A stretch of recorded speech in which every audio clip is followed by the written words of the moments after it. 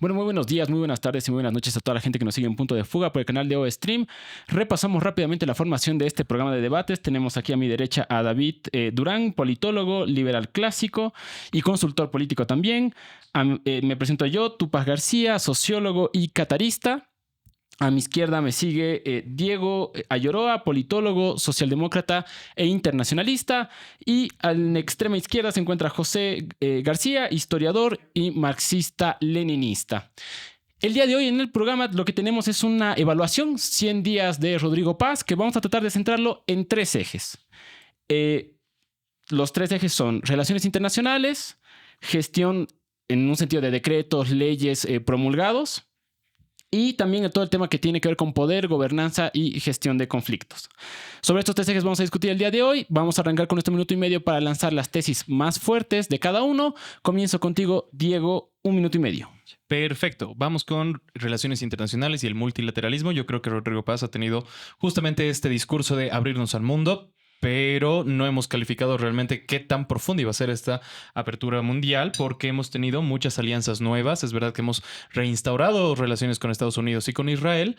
Hemos tomado justamente una nueva iniciativa para pedir dinero. Y esto es algo bien interesante que necesitamos saber muy bien, que no es que hemos dejado de pedirle dinero a otros países, sino que ahora a quienes le pedimos dinero es a instituciones, ¿verdad? En lugar de estarle pidiendo préstamos a China o a Rusia, ahora se las estamos pidiendo a la CAF, al BID, como procesos de financiamiento directamente hacia nuestro sistema de desarrollo social.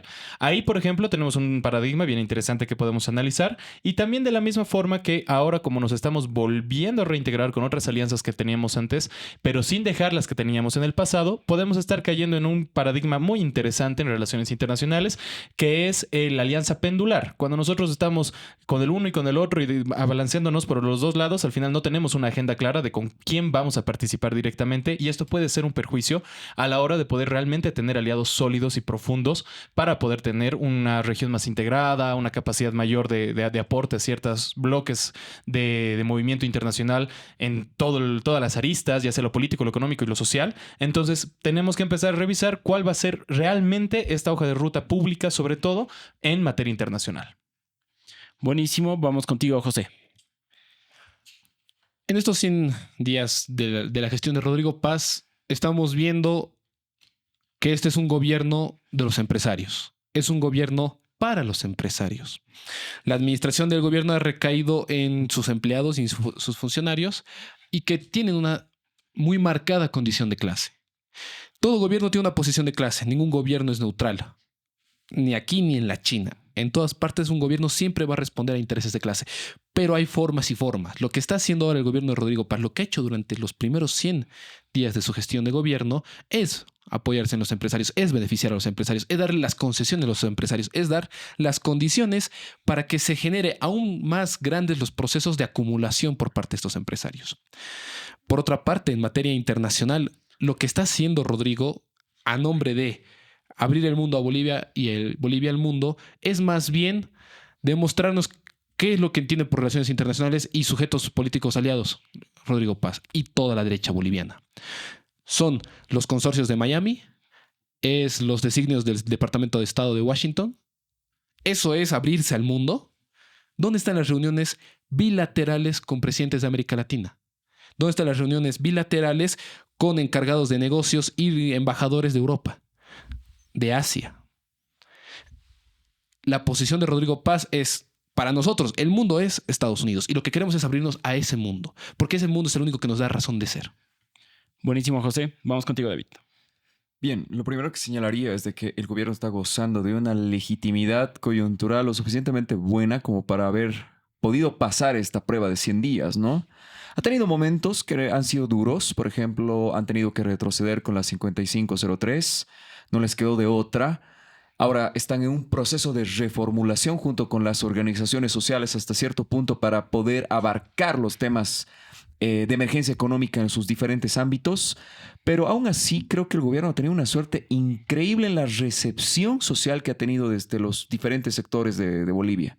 Porque sí, ha tenido un contrapeso en el sector social más ligado a la lucha desde las organizaciones sociales, desde lo popular, pero desde las clases medias, clases altas, el gobierno ha tenido una relativa aceptación. En esa misma línea, de hecho, nos encontramos con el dato de C.S. Mori. Yo sé que no son muy amigos aquí, mucha gente de C.S. Mori, pero tenemos el dato de C.S. Mori que dice que el gobierno, ¿cuánto goza de aprobación? 62%, creo que era, ¿no? Si mal no recuerdo. Que es una cifra muy buena, la verdad, para estos primeros 100 días de gestión. Evidentemente, mucho de lo que se está trazando todavía es de carácter transitorio. No hay todavía alguna reforma profunda en el Estado, por ejemplo, en temas de educación, salud, infraestructura. No hay las mega obras, los megaproyectos como para poder a partir de ahí decir, ha hecho un buen trabajo o ha hecho un mal trabajo. Pero yo creo que si siguen con este camino, tienen un futuro interesante. Excelente.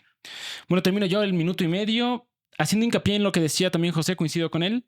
Lo que tenemos es todo gobierno en cualquier momento de la historia de este país y de todos los países en el mundo es un gobierno de clase. Es decir, que responde a los intereses de una clase social, sea porque ellos mismos son los que gobiernan o porque hay alguien que gobierna para ellos. El gobierno del proceso de cambio ha sido un gobierno de las organizaciones sociales, de los sectores populares, de las grandes mayorías de este país, indígenas, obreras, trabajadoras. El gobierno de paz es un gobierno hecho para el empresariado, hecho para la exportación de agroindustria, hecho para Santa Cruz y sus terratenientes y patrones, dueños de haciendas. Pero no está gobernado por ellos en su totalidad, sino que está gobernado por una clase media que lo mejor que sabe hacer es arrastrarse y en condición de arrastrarse lo que busca es caerle bien a sus jefes, ¿no? Entonces, Rodrigo Paz trabajó para Doria Medina, Luis Lupo trabajó para Doria Medina, el ministro de Economía Espinosa trabajó para Áñez y Áñez trabajaba para Doria Medina. ¿Y qué nos ha mostrado este conjunto de tecnócratas? Los decía Diego Ayo con mucho entusiasmo. Estos tecnócratas lo que nos han demostrado es que no han leído la Constitución, no conocen las leyes, no saben cómo funcionan los ministerios, no saben cómo funciona la administración pública, no pueden hacer una acción sin hacerla inconstitucionalmente. Y si estos son los que saben, Jesús, que me atemoriza saber qué es lo que no saben, quiénes son los que no saben de ustedes, ¿no? Entonces, para cerrar, para entrar entonces al debate, apoyémonos en esta discusión. Este apoyo de la clase media que mencionaba David, que citaba yo, al gobierno de Rodrigo Paz, ¿es mayoritario? ¿Es lo que hace a ese dato de C.S. Mori del 62% de apoyo al gobierno de Rodrigo Paz? En mi opinión, profundamente falsa la data, digamos, ¿no? Yo creo que es verdadero por una razón clave. Que creo que con el tiempo aquel bloque social popular se ha ido identificando más con esta figura de sincretismo cultural que es el mestizaje boliviano, porque al final era un hecho inevitable, fíjate tú. Cuando el movimiento al socialismo entra al poder, empieza a conectar y a construir una mayor integración entre bolivianos que habían sido desplazados. Es un hecho. Más carreteras, más infraestructura en telecomunicaciones, etcétera, etcétera, que han permitido que se pueda integrar más la sociedad. En ese sentido, si tú integras la sociedad, lo que terminas haciendo y generando es pues una experiencia común como bolivianos y en algún momento vamos a llegar a esa categoría a la que tanto miedo le tienen muchos pensadores, que es la categoría del mestizaje. Sentirse mestizo y sentir que uno puede tener esa movilidad y esa escalabilidad social como para llegar a un lugar donde tú te sientas parte de una clase media, ya sea una clase media emergente, una clase media tradicional, pero que te sientas parte de eso y que eso está, ustedes saben, completamente permeado por una cultura mundial, porque hay mucha influencia internacional de cómo hoy por hoy se tiene que gestionar la política. Y en ese sentido yo creo que desde ahí viene ese apoyo, este apoyo elevado que tiene el presidente Rodrigo Paz. Ahí yo entraría más bien con lo contrario. Este proceso, esta irrupción del mundo indígena, este tiempo que se inaugura con inicios del siglo, con los bloqueos del año 2000, del año 2001, esta crisis que alguna vez se definió sobre el Estado colonial, es justamente el fracaso de lo anterior. Porque el mestizaje como discurso político no pudo concretarse porque existió una élite que después de la reforma agraria, después de la nacionalización de las minas, dijo, tenemos que mantener la diferencia, aunque todos seamos bolivianos, porque el discurso del mestizaje es el discurso del 52. El 52 nos prometió, ustedes abandonan su condición de indígena, nosotros abandonamos el discurso, entre comillas, de darwinismo social, Todos somos mestizos, todos somos bolivianos, todos somos una misma construcción cultural, una bandera, una religión, un país. Y no fue por los de abajo por lo que se rompió inicialmente eso, sino porque los de arriba nunca lo aceptaron. A diferencia de otros países que sí lograron, digamos, ese discurso. Podemos ver el caso de México con el PRI. El PRI, después de 70 años, sí logró enraizar en la mayor parte de México. El sur es otra historia, pero en la mayor parte de México ese discurso. Acá no. Y es ante esa negativa de el mestizaje como posibilidad, como salida, cuando se constituye una ciudadanía de segunda, que el mundo indígena irrumpe. Y en ese sentido quiero retomar un poco la idea de no es un gobierno de transición este. El gobierno de Rodrigo Paz no es un gobierno de transición porque el tiempo histórico en el que está viviendo no ha roto con lo que ha empezado en los 2000. Esa irrupción de un mundo indígena que está dispuesto a autogobernarse, de un mundo obrero que por primera vez puede plantear ser parte de la toma del poder y no solo la escalera que permite la llegada de un partido político al gobierno como fue el caso del 52, es lo que sigue vigente. La elección de Rodrigo Paz, la elección de Edman Lara es eso. A 100 días sostengo todavía la afirmación de que quien ha ganado fue Edman Lara. Y Edman Lara gana en los lugares donde había ganado previamente Luis Arce y donde 5 años atrás había ganado Evo Morales en el año 2019. Esos puntos, esa forma popular, esa forma que asume que uno de abajo tiene que gobernar, uno de a pie, uno que haya vivido las condiciones más duras que atraviesa el pueblo boliviano, sigue estando vigente. Y por eso yo creo que las clases medias que hoy en día defienden a Rodrigo, que en su momento lo atacaban de masista, de socialista y demás, aunque hoy buscan como sea apoyar a Rodrigo y que Rodrigo se ponga como una imagen fuerte, siguen siendo minoría. Yo quiero hablar un tema sobre justo lo del mestizaje, y esto es en base a la autoidentificación indígena del último censo. Voy a apoyar muy fervientemente en este caso a David, porque es importante que revisemos los datos. El 2001 teníamos un 62% de la población que se determinaba indígena. Para el 2012 bajó al 41%. Y este 2024 tenemos un 38.7% de gente que se identifica indígena. ¿Qué nos quiere decir esto? En los datos duros podríamos decir que se ha reducido el tema de la identificación indígena y puede ser justamente por un proceso de mestizaje y sobre todo urbanización, porque en el mismo dato del censo te indica que la urbanización incrementó y acomodó a mucha más gente dentro de las urbes y estas son las que se identifican ahora como mestizas, siendo que no van a darte un resultado hacia la identificación indígena. Sin embargo, hay algo muy interesante que funciona en este discurso. Más allá de decir, no, es que ahora cualquiera puede identificarse orgullosamente indígena, no es que vas a tener a la globalidad identificándose como indígena. Lo que vas a hacer es reforzar grupos reducidos ahora que sí van a tener orgullo de decir, sí, soy indígena, estoy clasificado en esta etapa. Sin embargo, en el dato global se ha reducido. Y se puede explicar justamente por este proceso de mestizaje que estábamos hablando. En cuanto a la identificación, ahora, el dato como tal podemos manejarlo de muchas formas porque obviamente los datos del censo van a estar redistribuidos por sectores y zonas geográficas donde es más fuerte la conglomeración de estos grupos indígenas. Y quizás a estos sí se les aplica el discurso justamente como lo mencionaba José.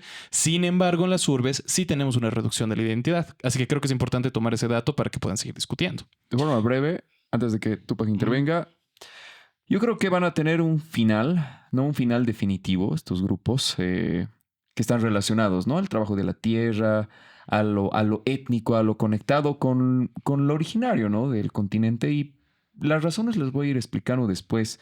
Porque hay unas condiciones tecnológicas, geográficas, demográficas que van a hacer que este grupo pronto sea un grupo muy reducido. Pero voy a explayarme después. Yo quisiera avanzar en lo siguiente, justamente complementando el dato de Diego. Me resulta importante revisar el texto que hizo Carlos Macosaya al respecto, porque el texto de Carlos Macosaya nos permite observar que sí, hay un menor porcentaje sobre el total de la población, lo que señalaba Diego según el censo 2024, pero al mismo tiempo tenemos un aumento nominal de la cantidad de indígenas. Es decir, la cantidad de indígenas, de personas que se autoidentifican indígenas, no es proporcional al crecimiento de la población.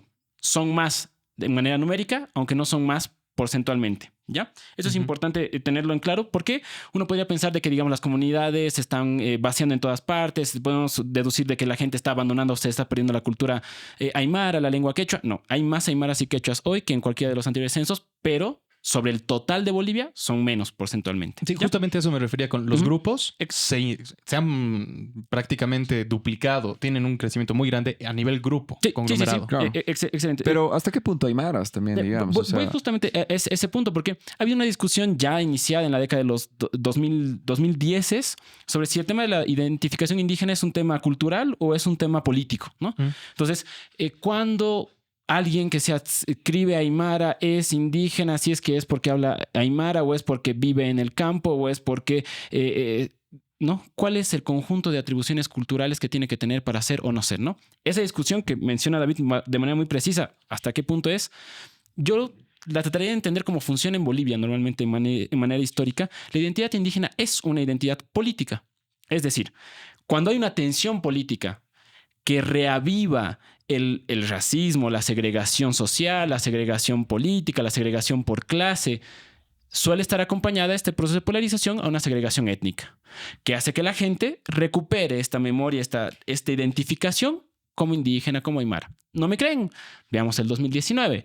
Ya para el anterior censo, el año 2012, menos de la mitad de la población se identificaba indígena. Mucha gente hablaba de que se había acabado el racismo. Y cuando tuvimos a los pititas quemando huipalas en la Plaza Murillo, cuando tuvimos a los pititas en Cochabamba golpeando y agrediendo mujeres de pollera, vimos como todo el año 2020 hubo una repolitización de esta identidad, que se tradujo en el 55% con el que ganó Luis Arce. ¿Lo indígena es estático? No.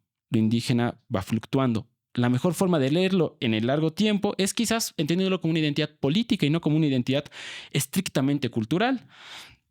En esa clave, veamos qué ha hecho Rodrigo Paz. Exacto. El gobierno de los mestizos, el gobierno de la reconciliación. ¿Se acuerdan cuántas veces decía reconciliación Rodrigo Paz en los debates presidenciales?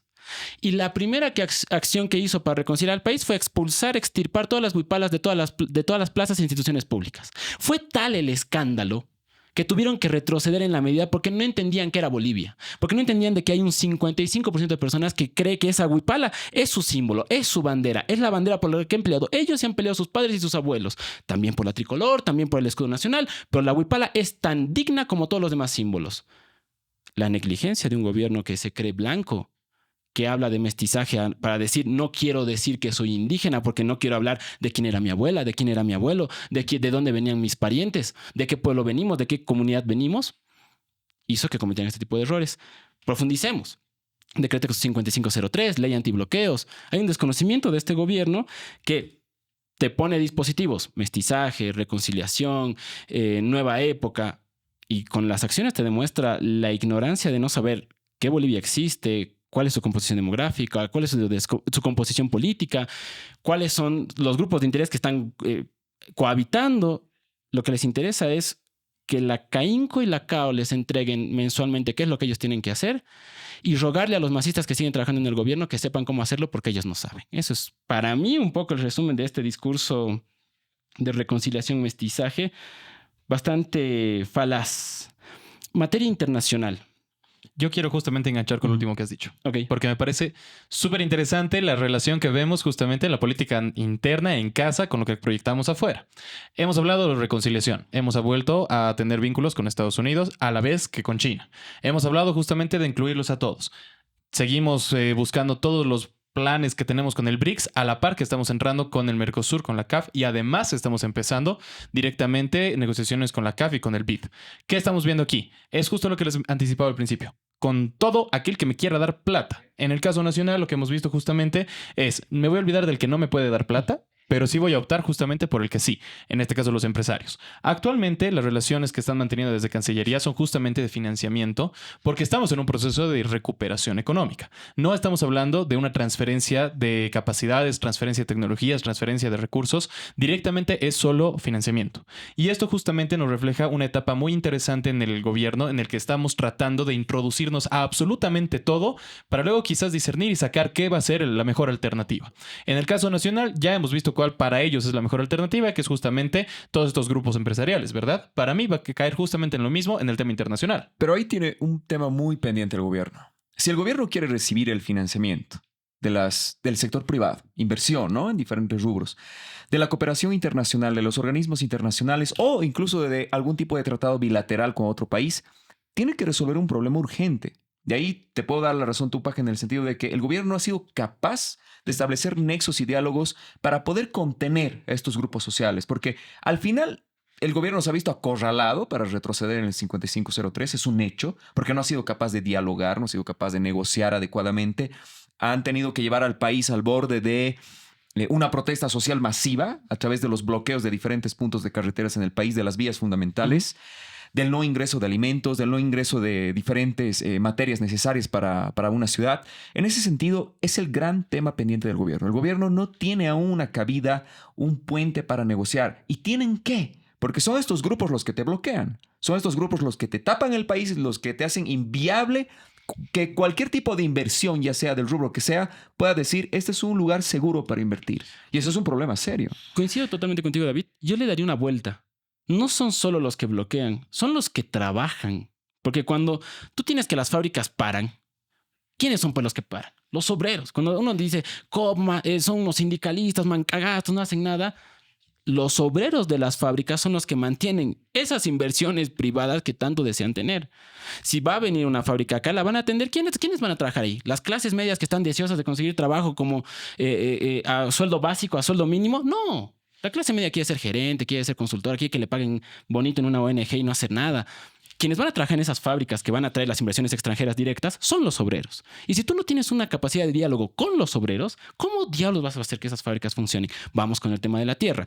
Quieres que aumente la productividad de la capacidad de la tierra haciendo tu ley de tierras, pero no te gustan los campesinos que producen estas tierras a las que quieres apoyar teóricamente. ¿Cómo funciona esto? Es que yo no creo eso. O sea, yo no creo que necesariamente hay un odio hacia los campesinos como para que ellos no produzcan. Porque al final, más bien yo creo que esto es una oportunidad para que muchas de estas personas salgan de la situación en la que están. Yo no estoy diciendo que los odien. Estoy diciendo que este gobierno es incapaz de construir puentes de diálogo con esos sectores porque los consideran inferiores. Ahí Nada más. yo creo que un dato importante que tenemos que ver también es justamente lo que ha pasado con la Huipala se refleja en todas las políticas que estamos viendo ahora. ¿Por qué? Ya estamos abandonando el discurso ideológico. Todo el mundo estaba cansado de mantener y criticaban terriblemente el discurso ideológico, ¿verdad? Lo mismo pasaba a nivel internacional con el ALBA y con la CELAC. Cuando nosotros abandonamos el discurso ideológico y nos metemos directamente a lo técnico, la gente que estaba acostumbrada a tener políticas manejadas con discurso ideológico no lo van a entender y no te van a aceptar y van a justamente luchar y chocar directamente contra ti, porque es justo lo que dice Tupac y para mí es muy cierto. No estás entendiendo cómo comunicar ni plantear bien tus políticas públicas. Ahí yo creo que deberíamos justamente crear una conexión, no desde el tecnicismo, desde el tecnócrata, no desde el lupo explicándote con palabras bonitas para que después el ministro de Economía te vaya a decir, no, espera un poquito, espera un ratito, esto no funciona así, va a funcionar así, porque estás quebrando la conexión entre la gente y el Estado. Y eso es lo que para mí estaba haciendo Rodrigo Paz. Ha quebrado esta confianza entre el sector popular que estaba acogido por el discurso ideológico y se lo ha llevado directamente a lo tecnócrata de decir, este es el decreto, se firma, acatas. Ya no hay la conexión que había Pero antes. tienes que ver las dos caras de la moneda. ¿En qué sentido? Porque la negociación no es solo de un lado y tienes que hacer caso a todo lo que te diga desde mi punto de vista. No es así. La negociación es un punto intermedio de equilibrio de poder, ¿verdad? De intereses. Claro.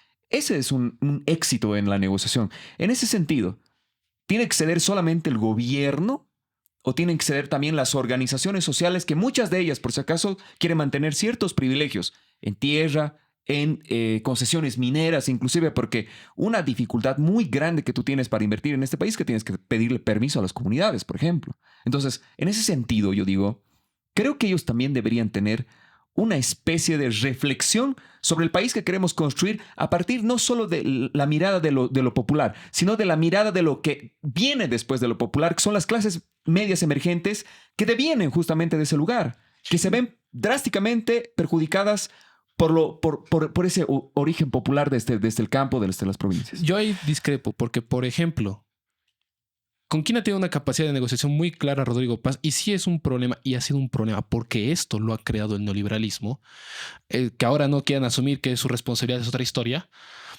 son las cooperativas. Y fijémonos cuál es el primer sector con el cual cierra Rodrigo cuando saca el decreto 5503 con las cooperativas auríferas. Justamente el sector más contaminante, el que tiene problemas con las comunidades, el que está vinculado con el tráfico del oro, el que tiene todas las notas negativas de la producción, es el primer sector en cerrar con Rodrigo Paz. Ahí no hay problema. Ahí no había ningún problema. Y se achacó las condiciones de las cooperativas a la minería asalariada. La minería asalariada pone cerca entre el 15 y el 20% de utilidades para evitar contaminación ambiental. Tanto la privada como la estatal, porque tenemos ambos sectores, la Comibol como la inversión privada. De hecho, el actual ejecutivo de la Federación de Mineros es de la minería privada, por ejemplo.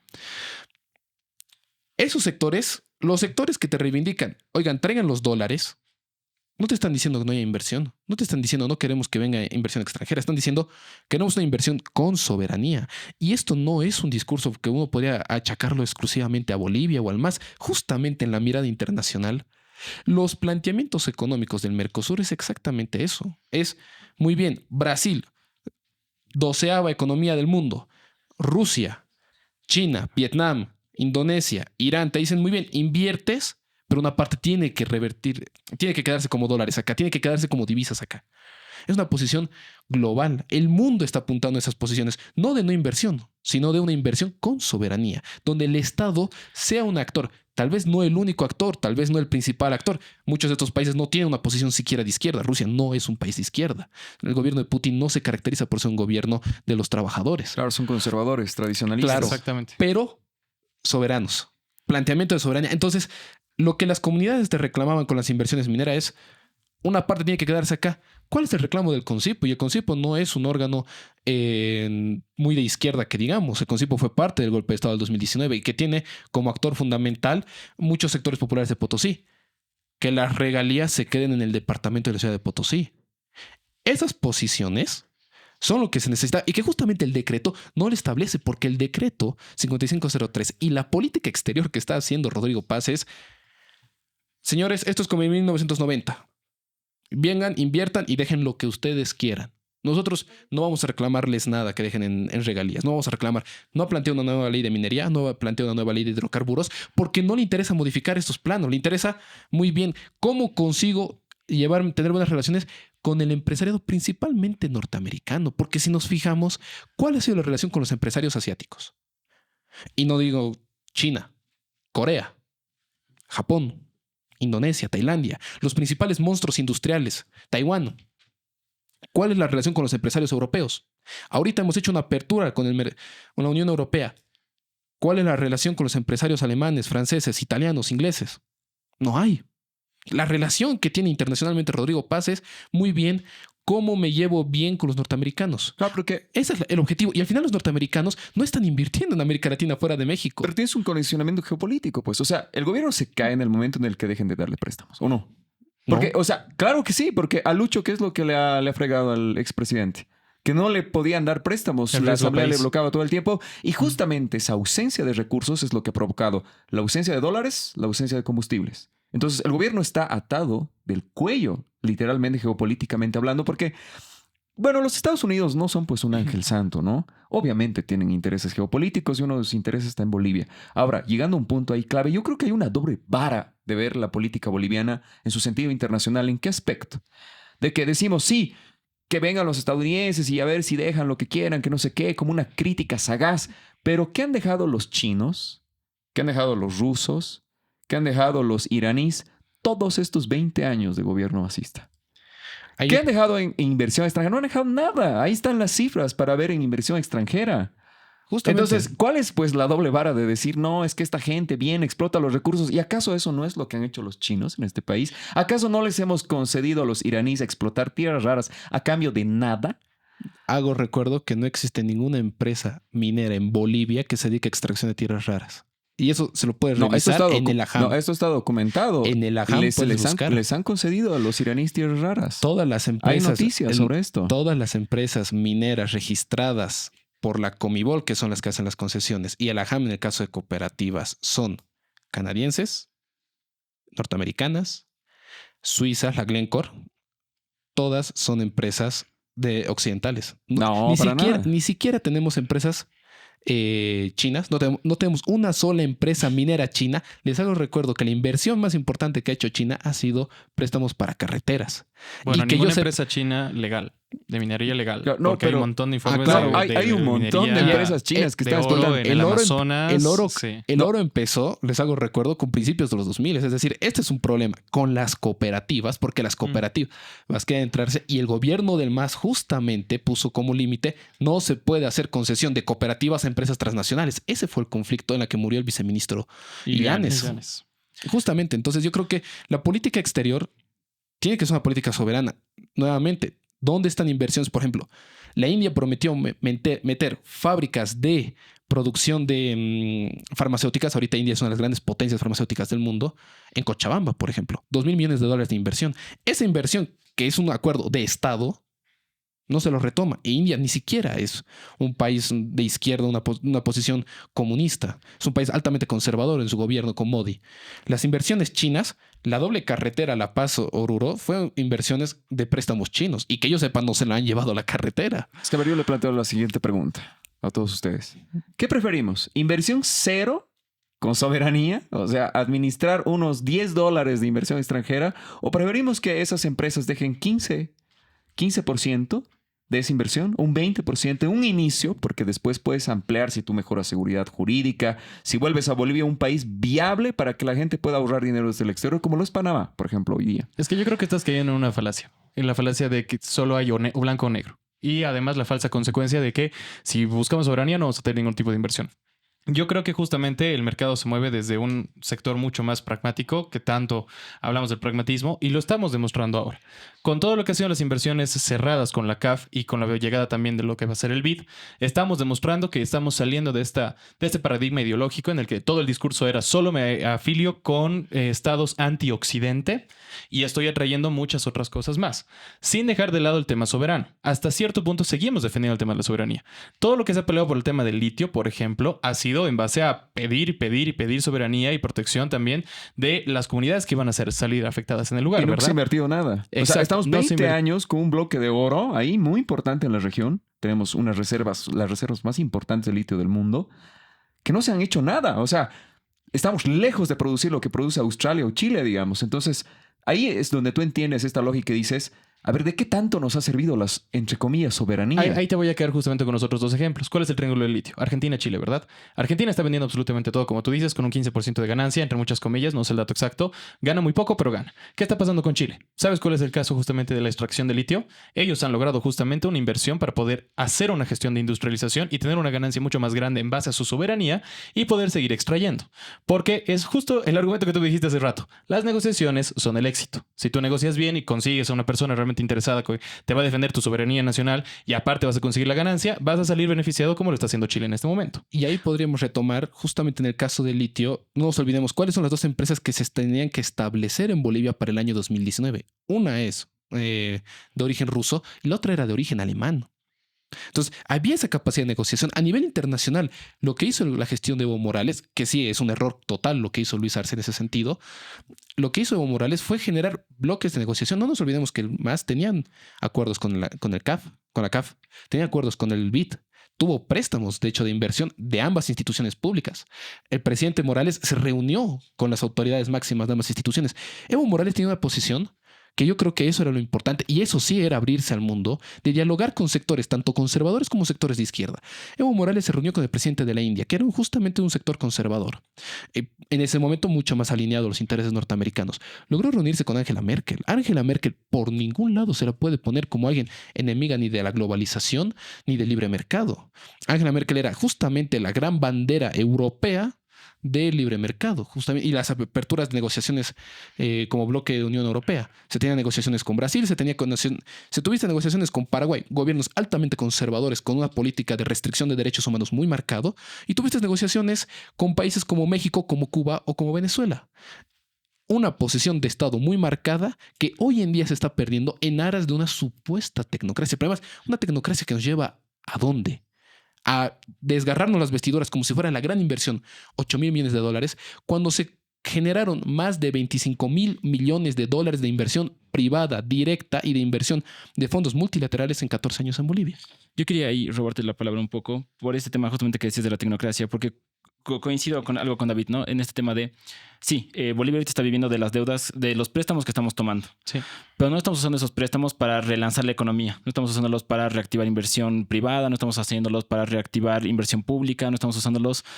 Los estamos gastando en gasto corriente, en comprar gasolina. Este tema de que desde hace 3 meses ingresa gasolina, nadie sabe a qué precios, nadie sabe qué empresas, nadie sabe a qué tasas, nadie sabe a cuánto vamos a tener que pagar cuando empiecen a cobrarnos los intereses los norteamericanos, pero está ya entrando combustible y parece que eso no es suficiente. ¿Cuál es el problema de tomar deuda si tú no lo usas en gasto de inversión pública o privada? Que el día de mañana tienes la misma situación, pero más la deuda que te has tomado. Y lo sabes tú mucho mejor que yo. Y ahí me preocupa el nivel de manejo técnico que tiene este gobierno sobre el aparato estatal. No pueden hacer un decreto sin hacerlo inconstitucional. El 5503 fue el ejemplo más burdo, pero voy a ir con el 5516, que fue el famoso decreto que suplantó al 5503. Cuando el gobierno se entere que la ley financiera, que es la ley bajo la cual se rigen todos los gastos del Estado, contempla la subvención y que, por lo tanto, el ministro de Hidrocarburos va a tener 2 problemas al momento de cesar sus funciones, que es ampararse en la ley financiera o ampararse en el decreto 5516, ¿qué va a hacer el gobierno, no? Porque la ley financiera dice que hay subvención y se destinan los recursos a YPFB suponiendo que hay subvención.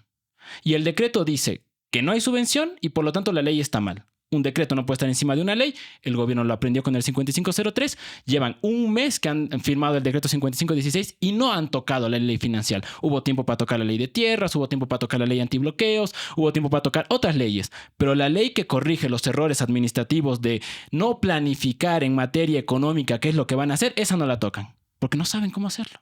O yo te doy una vuelta a la pregunta. ¿No saben cómo hacerlo o no quieren ver la ley? Porque es diferente, o sea, porque es viveza criolla. O sea, porque una cosa es decir no sé y otra cosa aprovecharse de que estás con un plus de legitimidad social muy importante que te va a permitir hacer lo que quieras, porque así funciona la política, ¿o no? O sea, te saltas en la norma cuando tienes legitimidad y punto. El problema de la negligencia administrativa es que no te exime de las responsabilidades penales cuando tú terminas tus funciones. Entonces, eso lo establece la propia ley Marcelo Quiroga de Santa Cruz. No importa que tú sepas o no sepas la norma. Si tú cometes algo que va en contra de la norma, es sanción. Y las autoridades aquí tratan de... primero, ya han aprobado la levantada de la subvención. Ya hubo un consenso nacional y político de decir, bueno, esto se levanta. ¿Cómo no puedes corregir eso de manera técnica? Si estos son los diputados y senadores de la Bolivia de bien, si estos son los administrativos, los ministros y los viceministros de los mejores cuadros salidos de las mejores universidades, de los mejores colegios de la clase media blanca de este país, ¿qué es lo que les enseñan? ¿Qué es lo que aprenden? No han leído la Constitución. No han leído las leyes que les corresponde por áreas. No saben cómo funcionan. No pueden comprar combustible. Combustible. No pueden comprar. Tienen que usar el reciclado que todos los técnicos de YPFB, cualquier técnico de YPFB dice, no se vende este combustible porque daña los motores, porque son los residuos de los tanques. No, métale camioneta, viveza criolla. Vamos a vender un poquito más de gasolina y no vamos a tener que comprar tanto. Conclusión, la mitad del país está viendo destruidas sus fuentes de trabajo en materia de transporte público y transporte interprovincial porque al ministro de Hidrocarburos se le ocurrió hacer una gambeta con el Estado. Están administrando un país, hermano. Son 12 millones de personas, 11 millones de personas las que vivimos acá. No pueden andar improvisando. Digamos, esa es mi crítica. No, o sea, yo estoy de acuerdo contigo. Yo he sido muy duro en capítulos sobre ellos con el gobierno. Es cierto, pero hay que reconocer, o sea, porque, a ver, la normativa, y eso hasta lo dice el propio Carl Schmitt, no va a avanzar si tú no tienes aquellos saltos de legitimidad políticos que te permiten modificar esa rigidez de la normativa. No sé si me hago entender. O sea, porque la normativa no es, pues, o sea, la normativa es muy estática. Te frena. Y si nosotros seguimos los procedimientos, y no estoy justificando, por si acaso, estoy hablando en términos políticos. No estoy hablando en términos de bueno o malo. Claro. En términos políticos es hablar en términos de poder. Entonces, tú haces una evaluación, tú eres el estratega del gobierno y dices, a ver, no vamos a salir de esta situación si no hacemos esto. Si no nos saltamos ciertas normas, que no estoy diciendo una vez más que es bueno, no lo vamos a hacer nunca. Entonces, si seguimos el procedimiento legal, estamos jodidos. Porque el país no puede esperar. Entonces, tienes que tomar una acción. Entonces, en función de eso, igual no creo que necesariamente en el futuro hayan responsabilidades. Porque si no, Evo Morales estaría preso por vulnerar la constitución política del Estado. Y eso es un hecho. pero no está preso, está ahí libre, o bueno, quién sabe, ya está en otro país si es que ha tenido la oportunidad de irse. Entonces yo creo que siempre es un juego de poder. La normativa está completamente subvertida pues al poder. En ese sentido yo te doy otro criterio que creo que es clave entender. Yo creo que el gobierno, otro de sus grandes pendientes que ha tenido, es no saber estructurar un proyecto nacional lo suficientemente rápido. Porque fíjense en las subnacionales, ¿qué candidato fuerte tiene el gobierno nacional? Es que todo está improvisado, es lo que hemos dicho. El gobierno llegó en un taxi de múltiples partidos y ya. No hay una planificación, no tienes una capacidad justamente real de gestionar a nivel territorio incluso, ni siquiera ya poblacional. El territorio no lo puedes gestionar bien. Por eso justamente quiero retomar el punto de lo que hablábamos hace un rato.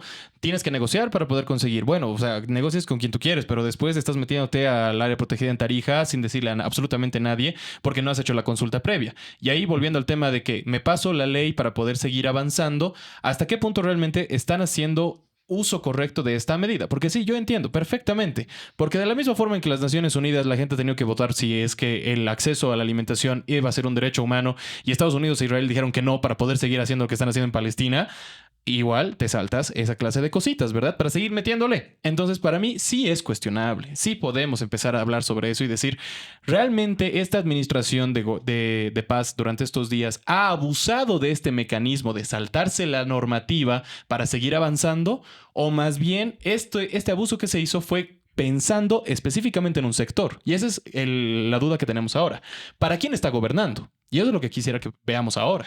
Ahí yo retomaría una frase de uno de los principales pensadores bolivianos de la primera mitad del siglo XX, Tristán Marov, Gustavo Navarro, un sucrense muy interesante, recomiendo mucho su lectura, que decía que generalmente cuando las élites llegan al poder lo ven como un botín de guerra. El Estado es un botín de guerra. ¿Y por qué lo retomo esto? Porque la posición que está teniendo Rodrigo Paz con respecto a las leyes es de un botín de guerra. La derecha tiene 4/5 del Parlamento. No tiene disputa en senadores. ¿Quién le hace frente a una posición ideológica a la derecha en el Senado? ¿Un diputado de Lara? ¿Un senador de Lara? Es que ¿Un es senador? tan ambigua la figura del Senado. Pero ¿a qué me voy? Tienes el control total del Parlamento. Si tú haces los puentes de negociación correctas, primeramente, que no se estén matando como gato y perro, Tuto y Samuel, tendrías 2/3 de ambas cámaras. Con 2/3, la ley financiera, cualquier proyecto de ley puedes modificar si quieres la ley SAF, puedes modificar representaciones por escaños, puedes modificar lo que se te dé la gana con 2/3. 2/3 te da constitucionalmente las posibilidades de modificar todo lo que no sea directamente la Constitución. Todo lo demás puedes modificarlo. Tienes la apertura total. ¿Por qué no lo puede hacer? Porque su ambición de poder es más grande y por eso la pelea entre los samuelistas y los tutistas ha llegado a esos niveles. Por eso no está apostando por el Parlamento. El Parlamento debería estar fiscalizando que estos... No, ni siquiera para enfrentarse a Rodrigo Paz. Ojo, la bancada, entre comillas, de Rodrigo dentro del PDC, la bancada de Samuel, debería decirle, muy bien, deberías ir por acá, hermano, porque la ley te va a pisar. Se supone que, oye, 1/3 de ellos ya han sido parlamentarios. Tienes a José Ormachea, que se jactaba de ser un conocedor de la Constitución y defensor de las leyes. No le puede indicar uno de los errores fundamentales al gobierno. Solo se dedica a pelear porque no le dan su espacio de poder. Eso es el error.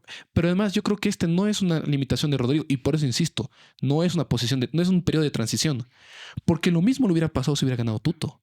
Su senador, el hombre fuerte de Santa Cruz, que fue por la Alianza Libre, hoy en día se está sacando los ojos con Tuto por la candidatura de Santa Cruz, que es Branko Marinkovic. Esa norma, que ya lo hemos visto incluso con Áñez, no nos olvidemos que en su momento Samuel se va a pelear con Arturo Murillo y se va a pelear con López. ¿Por qué? Por poder. Es que esa es la clase de políticos de derecha que tenemos en la administración del Estado. Sea Rodrigo, sea Samuel, sea Tuto, sea Branco. pongan el nombre que quieran, van a tener la misma posición porque siguen viendo el Estado como un botín. Dicen, los masistas, entre comillas, han robado, ahora nos toca a nosotros, Pero eso es de este ambos botín. lados. O sea, si el MAS está donde está, ni siquiera está participando en las subnacionales, es porque el Evo y el Lucho se han peleado por poder.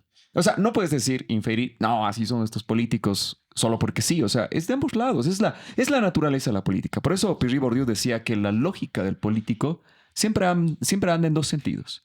En un sentido en la búsqueda del interés personal, lo que el político busca, y un sentido de la legitimidad de ese poder que tiene. Y esa legitimidad viene justamente de los grupos que lo aceptan, ¿no? Que dicen, no, este es nuestro representante, no, este es nuestro candidato. Entonces tiene que contentar ambas cosas. En ese sentido vas a contentar a través de la narrativa. Entonces yo creo que es caer en un juego de la narrativa, justamente decir, no, solamente algunos se pelean por el poder y hay otros que son unas personas que piensan en el país, que hacen patria, que tienen una ideología que va a ayudar a la gente a salir adelante. Yo pienso que no, hay que ser pragmáticos políticamente hablando. Pero yo creo que en ese pragmatismo hay diferentes formas de serlo, digamos, ¿no? Por ejemplo, lo decía yo al inicio de este programa, todo gobierno es un gobierno de clase, ¿no? Y creer que el gobierno del MAS no fue un gobierno de clase es también confundirse, digamos. El gobierno del MAS fue un gobierno de las organizaciones campesinas, de los mineros, de los obreros. Los resultados fueron luz, agua, comida y sistemas de riego en el campo. Sí, era un interés de clase de los campesinos, sí, porque no tenían que comer los campesinos antes del gobierno de Evo Morales, porque habían hambrunas que hacía que la gente migre a las ciudades y migre al exterior. No teníamos carreteras, acordémonos aquí a la vuelta, aquí estamos en La Paz, a Coroico, cuánta gente moría todos los fines de semana por irse a los yungas. Integración carretera. Claro que fue un gobierno de clase, claro, pero de la clase de la gente que trabaja. Yo diría que ha sido un gobierno multiclase, porque acuérdate tú que una de los quiebres que ha tenido con muchas organizaciones sociales ha sido que se alía con el lado cruceño después del 2014 y eso genera una ruptura de la que nunca se van a recuperar.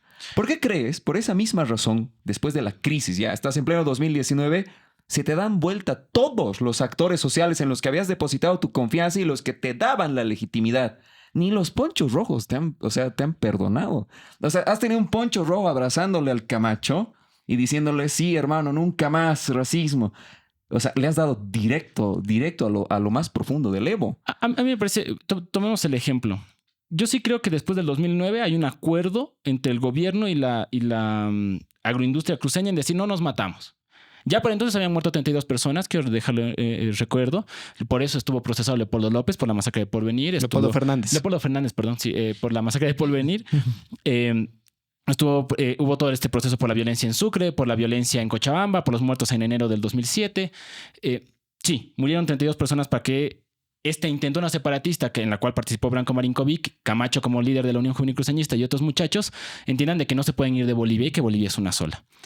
Ahí sí hay un acuerdo. Ahora, yo me pondría, me parece buenísima la frase. Había un poncho rojo que abrazaba a Camacho y decía, bajo el racismo, fuera el Evo. El 11 de noviembre, en la mañana, la Guardia Indígena de los Ponchos Rojos era la que entraba diciendo, ahora sí guerra civil en Río Seco. La misma Guardia Indígena. Los mismos Ponchos Rojos. Los que estaban tomándose la ciudad de Potosí, ellos de Norte Potosí, eran los que estaban con el Evo. Los mismos obreros, mientras el Guarachi decía, chao Evo, los obreros de las fábricas del Alto estaban paralizando la ciudad y estaban combatiendo a la policía porque la policía había quemado la huipala, había escupido a la gente, había atacado a la gente en los mercados junto a la Unión Juvenil Cruceñista. En el Pedregal, los cooperativistas mineros de Bolsa Negra y las comunidades estaban combatiendo a los grupos de las milicias paramilitares de la Católica y de otras universidades privadas. Sí, los dirigentes se malearon, se corrompieron, se volvieron ambiciosos, pelearon por sus cosas, pero la gente nunca dejó de creer en un proyecto colectivo. ¿Por qué? Porque era un gobierno de ellos. ¿Qué decía la gente cuando se fue el Evo? Pucha, qué macana, no han votado al dirigente. No, nadie está preocupado por su dirigente maleante que había hecho sus negociados. Todo el mundo decía, era nuestro gobierno. ¿Pero por qué era nuestro gobierno? Porque había llegado obra, porque había llegado campo, porque había llegado riego, porque había llegado luz, agua, educación, salud. Pero además de eso, un proceso de dignificación nacional. ¿Cuánta gente combatió el 2019 en la lógica de no volver a la Bolivia de antes? La Bolivia excluyente, la Bolivia donde los que apellidan Mamani no son nadie. Eso, como forma de gobierno, es lo que fue el proceso de cambio. Por eso cuando llega el Lucho no vuelven a hacer las cosas iguales, porque no depende del partido, no depende de las dirigencias, no depende de la estructura. Depende del caudillo. Depende de la voluntad colectiva a la cual este gobierno, el gobierno se identifique y conecte. Justo yo quiero robarte un ratito la palabra. Para mí es sustentado justo lo que tú estás diciendo porque estamos viendo la diferencia. Ahora sí quiero hacer la comparación.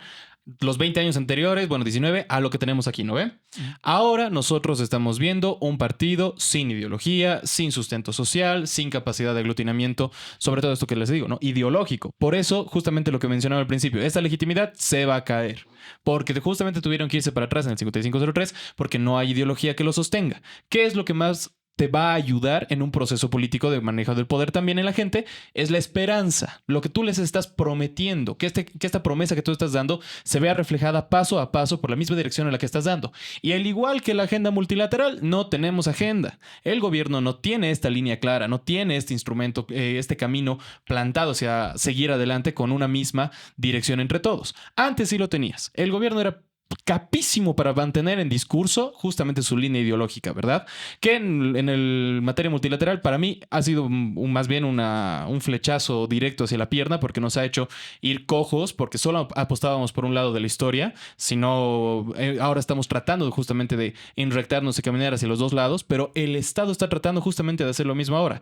Está tratando de variarse, de ir de péndulos en ambos lados. Tienes a un Lara que se maneja desde lo popular y a un Paz que desconoce totalmente a Lara. Es el gobierno el que estamos viendo. Un gobierno que no tiene ideología, pero además de no tener ideología, está partido en dos tipos de direcciones a los que quieren tomarse. Y justamente, ¿cuál sería su apoyo en las calles si no tienen justamente este respaldo únicamente popular? ¿Cuál sería su apoyo en la asamblea si no tienen este respaldo más de élite y de partidos? Para mí es justamente ese es el problema. Estamos viendo cómo a la par que el gobierno está avanzando, nuestra historia está empezando a diseccionarse y por eso sus políticas no tienen sustento. Tiene que pasarse por lo ilegal y tiene que seguir manejándose desde un discurso neta y completamente técnico. A ver, aterricemos por el diagnóstico, así para ir entrando a detalle, Punto ¿no? por punto. Claro, punto por punto.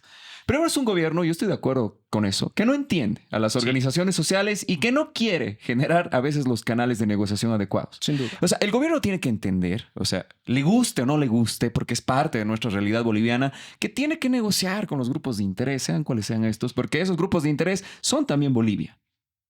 Primer punto. Segundo punto, yo creo que el gobierno es ese cuate con el que te sales de farra y termina volviendo a su casa, así en piloto automático, con su celular, su billetera, sus llaves, intacto, porque el gobierno tiene una suerte de tener las condiciones internacionales y nacionales en legitimidad a su favor que te sorprende, porque el gobierno se equivoca y se equivoca mucho. O sea, está el caso de las maletas, que creo que alguien dijo que conocía el caso previamente. O sea, Se había alguien- reportado. El de hecho. ministro de gobierno. o sea, Exacto. era durísimo. O sea, tienes el caso de las maletas. Tienes el caso de los combustibles en este momento, que es algo muy álgido, porque sí, es cierto, está destruyendo los motores. Hasta yo lo noto en mi propia conducción, que no se siente bien la moto cuando avanza.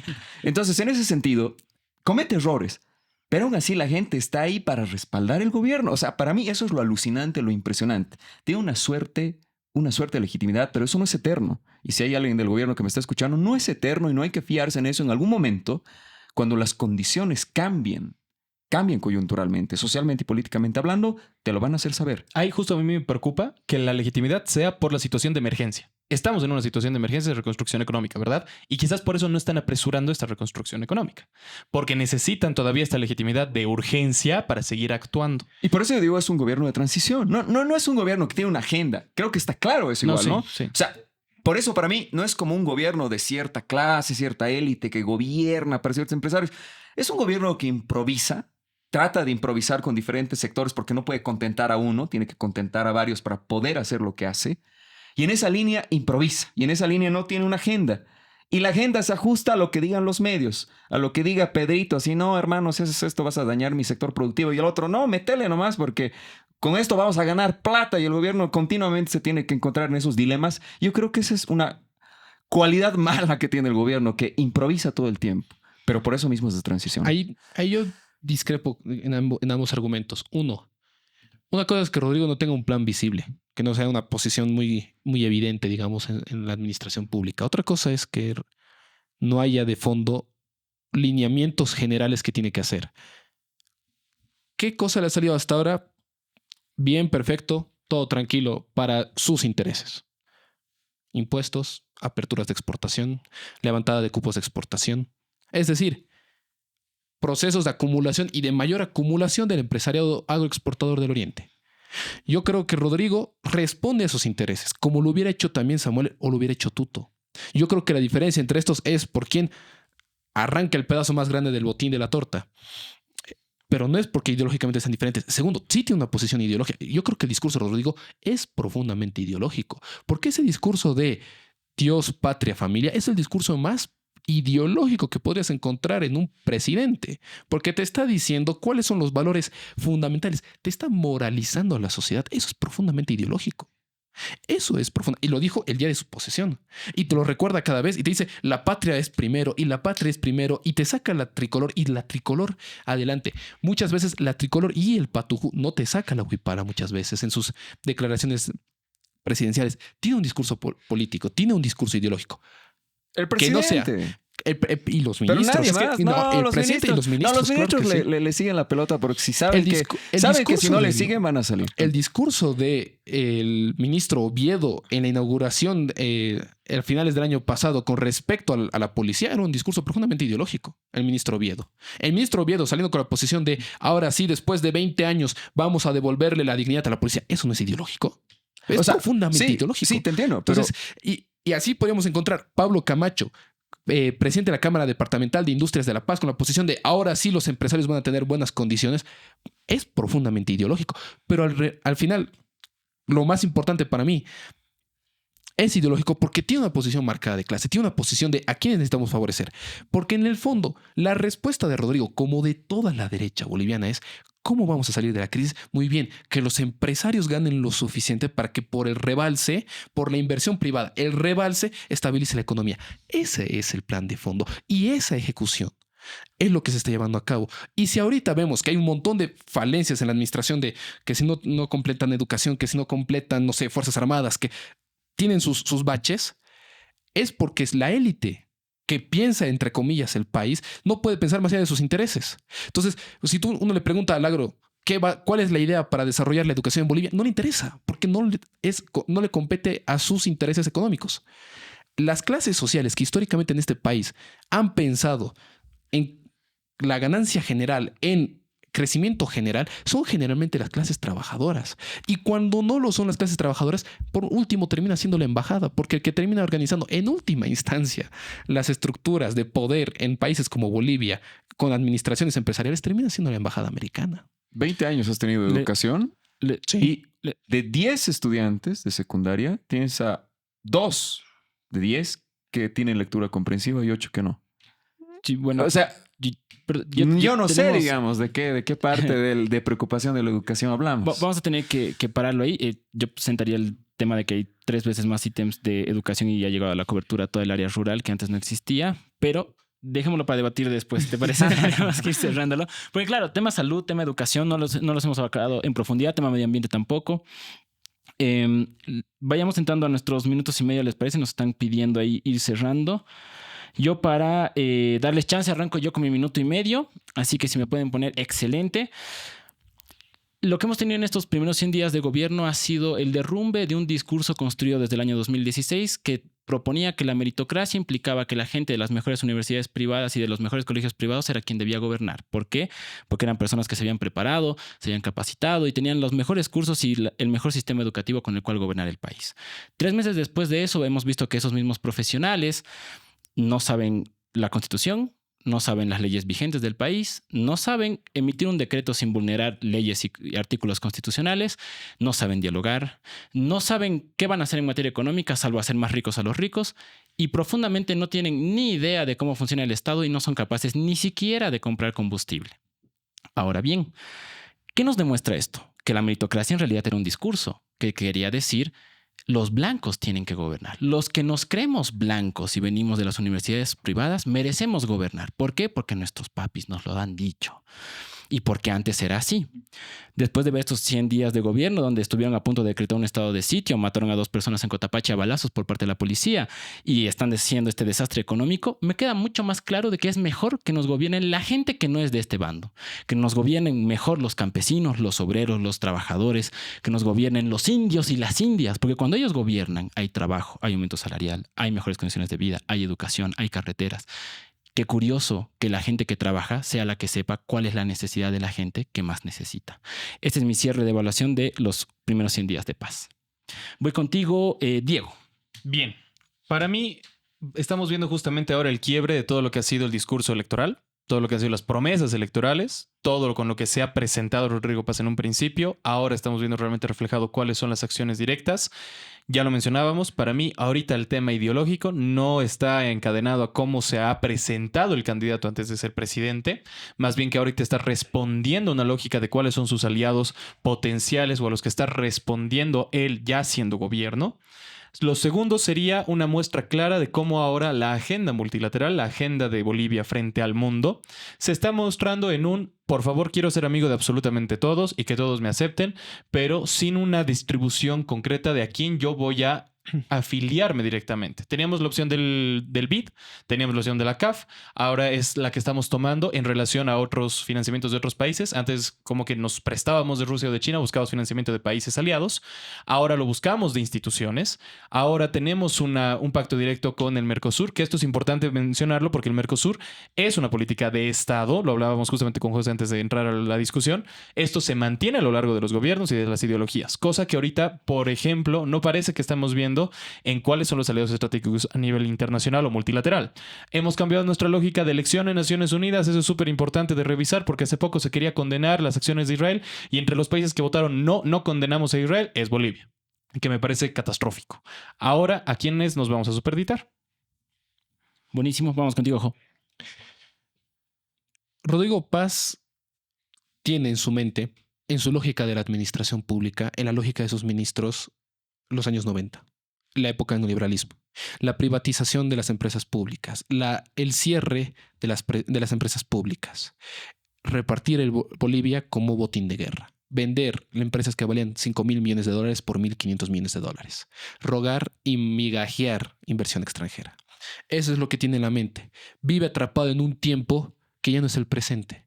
Si hoy en día Rodrigo ha tenido tantas complicaciones en sus primeros 100 días de gobierno, es justamente porque busca una Bolivia que ya no existe, una Bolivia que no está dispuesta a ser sumisa, una Bolivia que no está dispuesta a entregar sus recursos, una Bolivia que reclama salarios dignos, que está acostumbrada a la idea de que el salario tiene que alcanzarte para fin de mes, de que un obrero tiene tanta dignidad como un empresario, que un obrero tiene derecho a estar sindicalizado. Esa Bolivia que se ha construido en los últimos 19 años, es la Bolivia que ha cambiado. Y es la Bolivia que no está dispuesta a retroceder. Ese 55% que lo ha hecho presidente a él. Y lo ha hecho porque le ha votado a su vicepresidente. Rodrigo Paz nos está mostrando en estos primeros 100 días lo que piensa que debería ser Bolivia, no lo que es Bolivia. Y se va a topar con una realidad tan hostil porque Bolivia no está dispuesta a volver a ser sumisa. Buenísimo, José. Cerramos contigo, David. Bien, voy a hacer un diagnóstico más o menos de lo que ha sido el gobierno en estos 100 días, en estos primeros 100 días. Lo primero que diría es que el gobierno no entiende de la lógica de negociar con el resto, porque tienes corporaciones políticas, grupos de interés con los que tienes que sentarte a dialogar, tienes que hablar y tienes que ceder en algunas cosas. Y ellos también, por si acaso. No es solo ceder desde un lado. El gobierno tiene que establecer aquellos nexos, aquellos diálogos que le permitan tener gobernabilidad y gobernanza con estos grupos. Esa es la tarea pendiente del gobierno es esa. Porque para hacer las reformas estructurales, tú necesitas crear un muro de contención que sea lo suficientemente apropiado para contener a todos estos grupos si es que en algún momento lo hacen. Porque si tú logras dominar a los grupos de interés, corporaciones sociales, etcétera, etcétera, no vas a tener una resistencia demasiado fuerte. Ese es un pendiente del gobierno. Otro aspecto que rescato del gobierno en un sentido casi azaroso, de suerte, es de que ha tenido una suerte de legitimidad coyuntural extremadamente importante, porque a pesar de sus equivocaciones, una gran parte de la sociedad boliviana todavía, por lo menos confiando en Sies Mori, que yo todavía tengo algún grado de confianza, tiene un 62% de aprobación. Entonces no podemos, yo creo, a partir de ahí inferir esa lógica de decir, no, es que el gobierno es que tiene un rechazo increíble. Creo que no, creo que si en verdad fuese ese el escenario, hoy estuviésemos en una convulsión social y no lo estamos. El gobierno ha tenido una apertura grande para recibir las diferentes manifestaciones en todo tipo de negociaciones políticas en algunos aspectos. Bueno, esto ha sido Punto de Fuga, debate intenso, acalorado, diferencia de opiniones, posiciones ideológicas. Los invitamos a seguirnos, a darle like, a dejar sus dudas, críticas, aportes en los comentarios. Cualquier mención que sea a cualquiera de nosotros, vamos a responderla en TikTok, en una sección más separada. Les invitamos a compartirlo, a que llegue a la mayor cantidad de personas. Nos vemos después de carnavales y esto ha sido todo. Agradecemos a OStream por el espacio. Nos vemos en una próxima ocasión.